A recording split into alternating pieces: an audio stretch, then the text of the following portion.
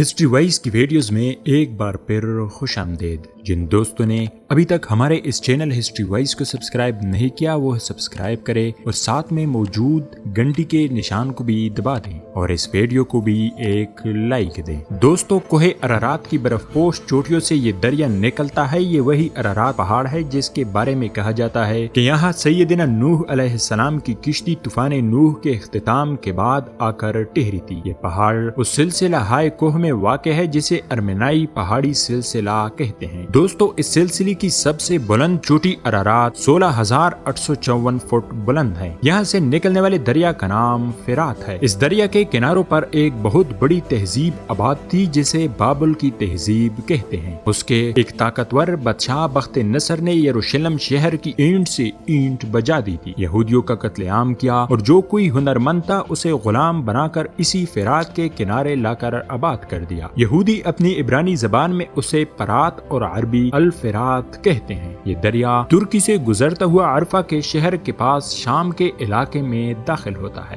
دوستو، عرفہ وہی شہر ہے جہاں سیدنا ابراہیم علیہ السلام کو نمرود نے آگ میں پھینکا تھا اور آگ اللہ کے حکم سے سرد ہو گئی تھی۔ آج بھی بلند پہاڑی پر وہ دو ستون استادہ ہے جن سے باندھ کر حضرت ابراہیم علیہ السلام کو منجنیق نما بڑی غلیل سے نیچے جلائی گئی بلندیوں کو چوتی ہوئی آگ میں اچالا گیا تھا۔ آج اس آگ والی جگہ ایک خوبصورت تالاب ہے جس میں رنگ برنگی مچھلیاں تیر رہی ہوتی ہے۔ جرابلس کے شہر کے پاس سے گزرتا ہوا یہ دریا اس بڑے صحرانما میدان میں داخل ہو جاتا ہے جہاں اعماق اور دابق کے مقامات ہیں۔ دوستو، یہ وہی مقامات اور صحرا ہے جہاں رسول اکرم صلی اللہ علیہ وسلم نے اس بڑی جنگ کی پیشن گوئی کی ہے جس میں اہل روم یعنی یورپ 80 جھنڈوں تلے اکٹھا ہو کر لڑنے آئیں گے اور ہر جھنڈے تلے 12,000 سپاہی ہوں گے، یعنی 9,80,000 انفینٹری۔ اتنی بڑی تعداد بیک وقت ایک محاذ پر کسی جنگ میں آج تک استعمال نہیں ہوئی۔ دوستو، عراق میں یہ دریا الانبار کے علاقے سے داخل ہوتا ہے۔ اس علاقے کے بارے میں شیعہ عقیدہ یہ ہے کہ یہاں وہ غار سرمن رائے واقع ہیں جہاں امام حسن عسکری کے بیٹے روپوش ہو گئے، یعنی وہ غیبت میں چلے گئے تھے۔ انہیں عمر حضر عطا کی گئی اور وہ آخری زمانے میں ظہور کریں گے۔ اسی دریا کے کنارے کربلا کا میدان ہے جہاں نواسۂ رسول سیدنا امام حسین رضی اللہ عنہ کی المناک شہادت ہوئی تھی۔ کربو جوار میں حضرت علی رضی اللہ عنہ کا نجف ہے۔ یہ دریا اپنے ہم رکاب ذرا فاصلے پر بہنے والے دریا دجلہ کے ساتھ ساتھ بہتا ہوا آپس میں مل کر شط العرب کے مقام پر خلیج فارس میں ڈوب جاتا ہے۔ سیدنا ابراہیم علیہ السلام سے لے کر آج تک یہ دریا لاتعداد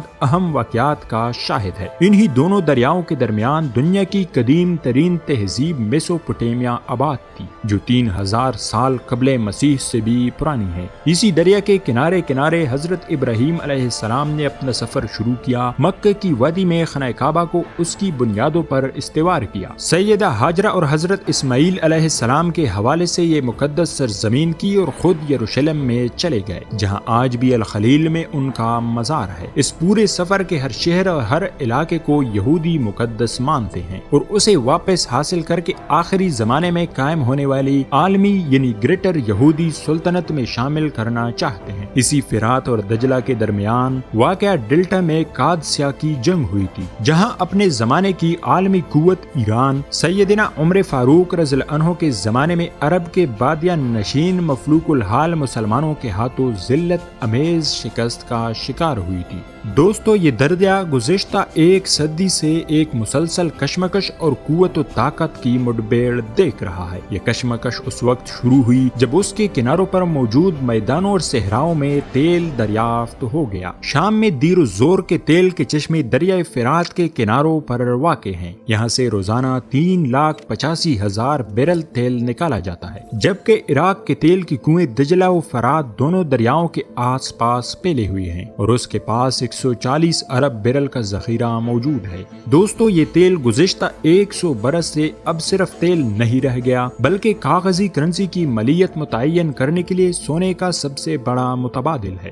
گویا یہ آج کے دور میں وہی حیثیت رکھتا ہے جو رسول اکرم صلی اللہ علیہ وسلم کے زمانے میں سونے کی حیثیت تھی۔ اسی سونے کی تشبیہ دیتے ہوئے رسول اکرم صلی اللہ علیہ وسلم نے فرات کے کناروں کا ذکر کیا ہے۔ آپ صلی اللہ علیہ وسلم نے فرمایا، عنقریب دریائے فرات سے سونے کا پہاڑ نمودار ہوگا۔ جب لوگ اس کے بارے میں سنیں گے تو اس کی طرف چل پڑیں گے، اور جو پہاڑ کے پاس ہوں گے وہ کہیں گے کہ اگر ہم نے اسے چھوڑ دیا تو دوسرے لوگ اسے لے آئیں گے۔ پھر اس خزانے کو حاصل کرنے کے لیے لوگ لڑیں گے اور 100 میں سے 99 قتل ہو جائیں گے۔ یہ ہے اس جنگ کا آغاز اور اختتام کے بارے میں بھی حدیث صحیح مسلم اور نعیم بن حماد کی کتاب الفتن میں ہی ملتی ہے۔ آپ صلی اللہ علیہ وسلم نے فرمایا، جابر بن عبداللہ رضی اللہ عنہ سے روایت ہے کہ وہ وقت قریب ہے جب عراق والوں کے پاس نفیر یعنی غلہ اور درہم یعنی پیسے نہ آئے۔ ہم نے عرض کیا کس سبب سے؟ تو آپ صلی اللہ علیہ وسلم نے فرمایا، عجم یعنی غیر عرب روک لیں گے۔ پھر کچھ دیر خاموش رہنے کے بعد کہا کہ وہ وقت بھی قریب ہے جب اہل شام پر بھی یہ پابندی لگا دی جائے۔ پوچھا گیا یہ پابندی کس طرف سے ہوگی؟ آپ صلی اللہ علیہ وسلم نے فرمایا، اہل روم یعنی مغرب والوں سے۔ پھر تھوڑی دیر خاموشی کے بعد ارشاد فرمایا کہ میری امت میں ایک خلیفہ ہوگا جو لوگوں کو مال لپ لپ بھر کر دے گا اور شمار نہیں کرے گا۔ اس کے بعد آپ صلی اللہ علیہ وسلم نے قسم کھائی اور فرمایا، اس اللہ کی قسم جس کی قبضے میں میری جان ہے، اسلام یقیناً اپنی پہلی حالت کی طرف لوٹے گا جس طرح کہ اس کی ابتدا مدینے سے ہوئی تھی۔ دوستو، فرات پر سونے کے پہاڑ کے لیے ہونے والے جنگ 100 میں سے 99 افراد کی جان لے لے گا، اور اس کے بعد مہدی یا خلیفہ مہدی مسلمانوں کی قیادت کریں گے۔ اس جنگ کا آغاز اس وقت ہو گیا تھا جب 1912 میں تیل دریافت ہوا۔ خلافت عثمانیہ نے ترکش آئل کمپنی بنائی۔ اس کے ٹھیک 4 سال بعد 6 نومبر 1916 کو برطانیہ نے عراق سے جنگ کا آغاز کیا اور 1917 میں بغداد پر قبضہ کر لیا۔ حجاز میں انگریزوں کا ساتھ دینے والے شریف مکہ حسین بن علی کے بیٹے فیصل کو فرات و دجلہ کی سرزمین کا سربراہ بنا دیا گیا۔ 1932 میں عراق کو آزاد کیا گیا تو 3 سال بعد 1935 میں فرات کے کنارے ایک بہت بڑی شیعہ سنی لڑائی شروع ہو گئی جو 1 سال چلتی رہی اور ہزاروں انسانوں کی جانیں لے گئی۔ دوستو، دوسری جنگ عظیم شروع ہوئی تو ایک عرب قوم پرست رشید علی اکیلانی نے جرمنی کی مدد سے بغاوت کر دی اور عراق پر قبضہ کر لیا۔ اسی وجہ سے برطانیہ نے عراق پر حملہ کیا۔ اس خونریز معرکے میں برطانیہ نے فتح حاصل کی، لیکن پھر تقریباً 7 سال یعنی 26 اکتوبر 1947 تک برطانوی فوجیں عراق میں رہیں۔ اس وقت سے لے کر آج تک یہ خطہ مسلسل حالت جنگ میں رہا ہے۔ بیرونی حملہ اور نہ بیتے تو آپس میں کبھی شیعہ سنی مارکے اور کبھی قوم پرست عرب یا دیگر کرد قوم پرست حکومت سے الجھتے رہے اور فرات کے کنارے انسانوں کا خون بہتا رہا۔ امید ہے ہسٹری وائز کی آج کی یہ ویڈیو آپ لوگوں کو پسند آئی ہوگی، تو اس ویڈیو کو لائک کریں، ایک اچھا سا کمنٹ کریں اور ہسٹری وائز کو سبسکرائب کریں۔ ملتے ہیں اگلی ویڈیو میں، تب تک کے لیے اللہ نگہبان۔